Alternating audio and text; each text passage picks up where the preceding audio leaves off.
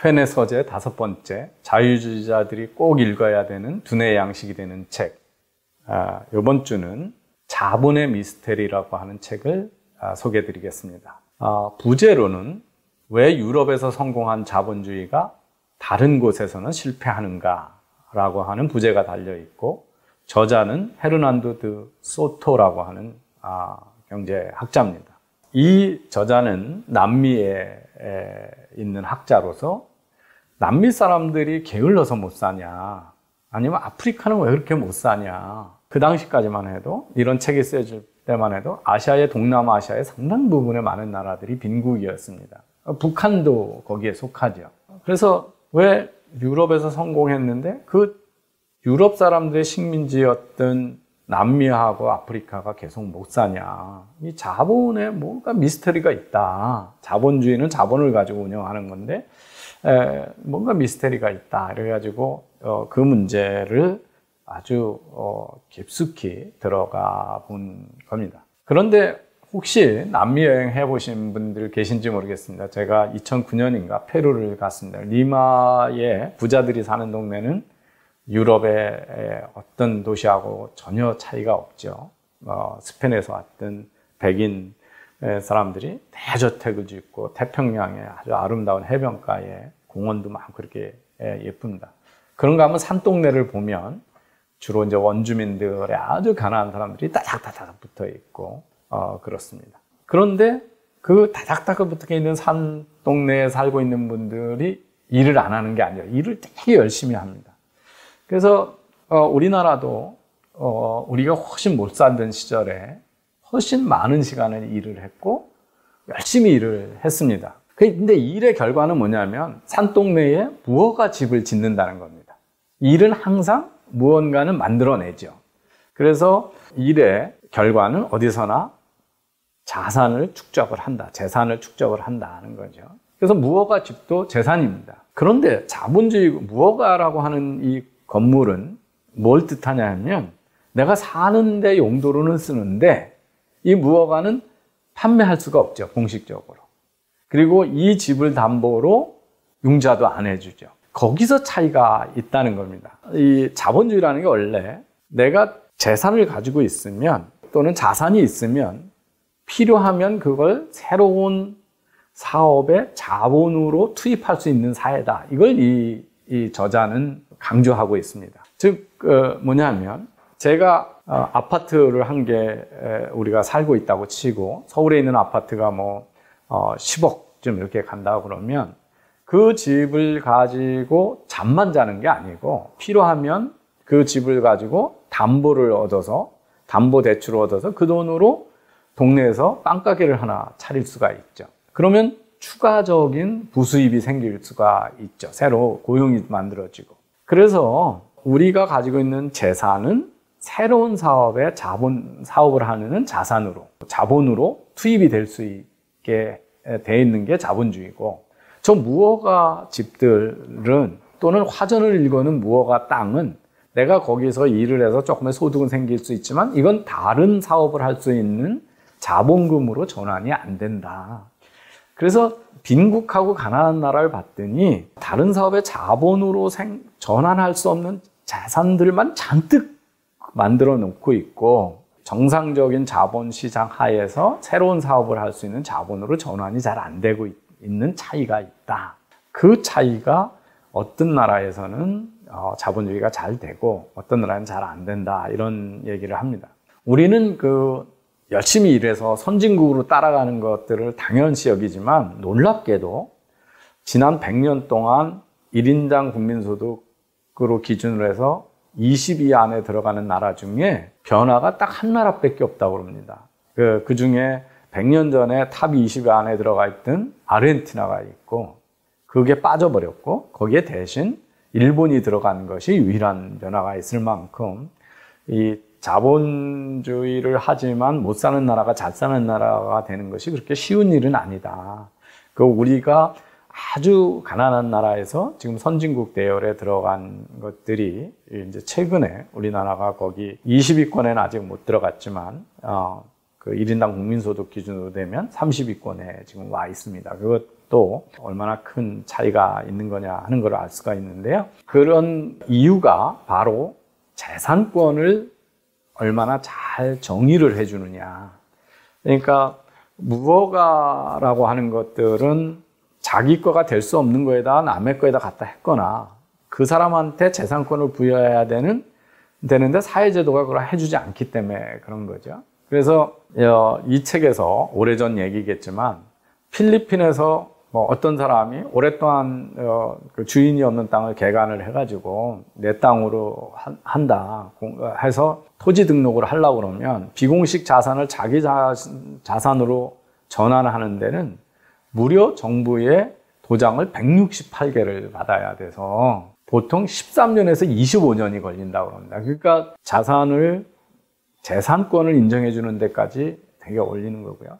이집트에서 사막을 개발해가지고 거기다 물을 대고 뭐 해가지고 그거를 자기 땅으로 등기하는데 6년에서 14년이 걸린다고 합니다. 아주 남미에 못 사는 나라 중에 하이티라고 있죠. 이 하이티에서 건물을 임대를 해가지고 거기서 이제 임대 후에 지금부터 장사를 하겠습니다. 그러면 정부에서 그걸 승인하는데 111단계를 거쳐서 4,000일이 거쳐야 사업이 되고 있다. 이런 얘기를 합니다. 그래서 과거에 외국에도 쓸데없는 규제가 많아서 재산권을 이렇게 공식화하는데 시간이 많이 걸렸었죠. 그래서 이런 것들이 우리나라에서도 사업을 하는데 인허가를 받는데 비용이 미국에서 인허가를 받는데 210불이 드는 반면에 우리나라에서는 1,800불 가까이 드는 그래서 비용이 상당히 큰 차이가 있다는 걸 볼 수 있습니다. 우리도 가난했던 앞세대는 산동네에서 많이 살았고 화전을 많이 일궜었지만 이런 것들은 다 새로운 사업을 할 때 재산권이 인정받지 않는 노력들. 그래서 국민 전체에서 재산권을 인정받지 않는 노력에 시간을 많이 쓰면 그것은 새로운 부를 창출하지 못하기 때문에 일은 많이 하지만 국민소득이 낮다. 이런 얘기를 하는 겁니다. 그래서 재산권을 어떻게 보냐면 이게 댐이라고 생각을 하시면 됩니다. 그러니까 수력발전 댐이라고 생각하면 위에 물이 있죠. 그러니까 우리가 노력을 해서 쌓아놓는 거는 우리가 재산권이 있든 되고 없든 되고 다 그게 재산입니다. 근데 수력발전소는 상류에 물이 댐을 만들면 밑에 낙차를 만들어서 떨어지면서 전기를 생산하게 되죠. 그래서 댐이 없으면 이 물은 전기 생산을 못 합니다. 마찬가지로 우리가 어떤 재산을 만들었는데 재산권이 없으면 이걸 담보로 또는 이걸 팔아서 새로운 사업을 할 수 있는 게 안 되기 때문에 소위 전기 또는 새로운 이익을 내는지 못한다. 그래서 재산권을 얼마나 잘 보장하는 사회가 돈을 잘 버는 사회다. 이거를 설명을 하는 책이 바로 자본의 미스터리라고 하는 책입니다. 이 책에서 이제 재산권이라고 하는 것이 얼마나 좋은가, 재산권의 특징이 뭔가를 얘기하고 재산권이 자본주의에서 재산이 자산이 돼서 새로운 사업에 자본금이 돼야 되는데 우리가 이제 집이 있는데 재산권이 불분명하면 또는 저 재산이 가격이 얼마가 되는지 모르면 금융권이 잘 융자를 못 해주거나 융자를 조금 해주게 되죠. 그 다음에 그 융자금을 가지고 사업을 하려고 그러는데 사업을 잘 못하게 하는 것은 규제죠. 그 다음에 이제 사업을 아파트에서 담보대출을 받아서 그걸 가지고 빵가게를 내렸는데 빵가게에서 돈을 잘 못 번다는 건 그 이제 노동의 질 또는 경영자의 경영 능력, 소위 우리가 노동 생산성이 낮으면 돈이 잘 안 벌리는 거고요.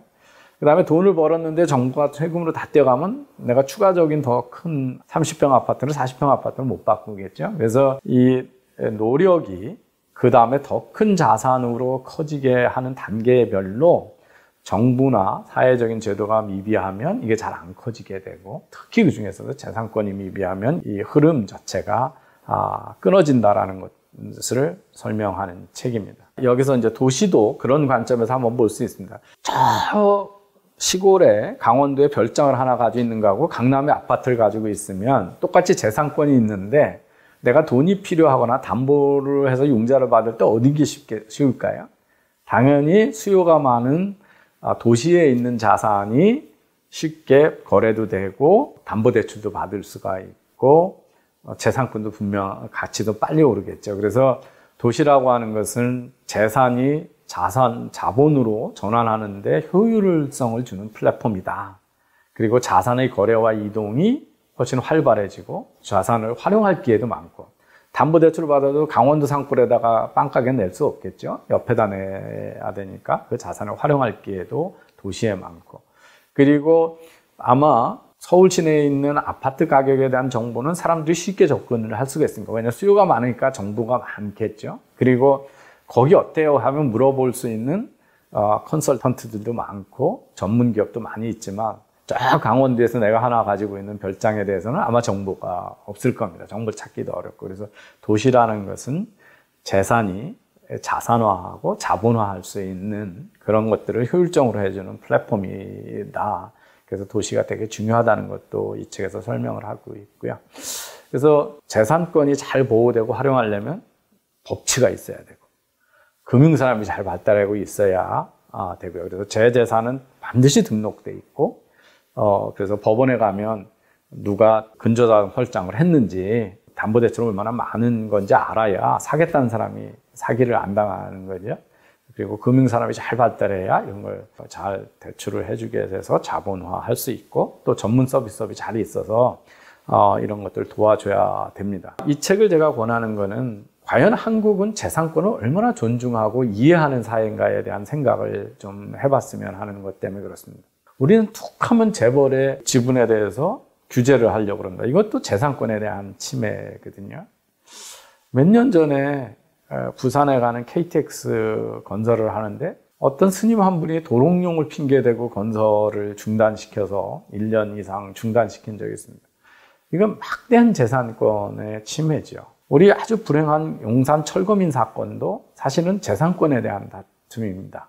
임대주가 임대하고 있던 분들을 나가라 그러고 내가 재개발하겠다는 것에 대한 저항이었죠. 사실은 정상적인 상태에서 세를 살고 있는 임대인들은 재산권에 대한 권리가 없습니다. 임대 계약이 끝나면. 툭하면 요새 임대차 계약을 규제해야 된다 그러면서 들고 나온 젠틀리피케이션도 남의 재산권에 대해서 법이 들어와서 규제를 해달라고 그러고요. 우리 사회에서 가장 강성노조의 문제로 제기되는 파업 중에 노조가 사업장을 점검하는 것도 재산권 침해입니다. 이건 남의 재산에 함부로 들어갈 수 없는 자격에 있는 사람들이 들어간 거가 되거든요. 박원순 시장은 툭하면 미세먼지 때문에 차량 이부제 하라고 그러거든요. 이것도 제 차량의 사용 권한을 주정부가 못 쓰게 하는 것으로 재산권에 대한 침해입니다. 길거리에 우리 서울시에 많은 이렇게 1000만이 넘는 대도시에 웬만한 데 가면 양쪽 차선이 주차장으로 돌변해서 차가 못 가게 하고 있습니다. 이건 남의 공공의 재산에다가 돈을 안 내고 불법적으로 사용하고 있기 때문에 이것도 재산권의 침해로 볼 수 있습니다. 그래서 우리 사회에 재산권에 대한 침해가 만연하고 있다는 걸 생각해보고, 우리 사회가 왜 빨리 부자가 되는데 무엇이 필요한가를 알려주는 좋은 책이라고 생각합니다. 그래서 이 책을 권하는 건 크게 두 가지가 있는데, 자본주의에서 재산권이 왜 중요하고 이 재산권의 차이에 따라서 사회마다 경제 성과가 다르다는 거에 대한 이해를 할 수가 있다는 거고, 다음 경제적 인간의 탐구의 주제가 바로 재산권이기 때문에 그 부분을 미리 좀 생각해 보시는 겸 해서 재산권의 중요성을 잘 설명한 소또의 자본의 미스터리라고 하는 책을